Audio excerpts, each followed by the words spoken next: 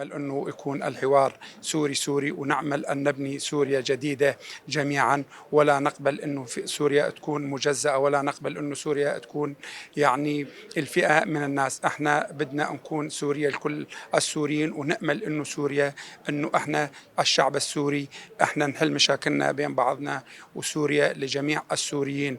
واحنا نتداول أنه الحوار، نأمل أنه الحوار يكون سوري ونعمل على هذا الأمر. نحن بدورنا كشيوخ ووجهاء نقف مع الثورة السورية ونمد أيدينا لكافة مكونات الشعب على الجلوس على طاولة واحدة والحوار من أجل سوريا جديدة تضمن حقوق جميع مكونات الشعب السوري. لجميع مكونات الشعب السوري في سوريا لهم دور كبير، وشمال شرق سوريا كان لها دور كبير في محاربة تنظيم داعش الإرهابي، ونحن كشيوخ ووجهاء في مناطق شمال شرق سوريا منفتحين على الحوار مع سوريا الجديدة. المسألة وهو الأمن الداخلي وهيئة الأعيان ومجلس أعيان الحسكة، نشكركم على المجيء.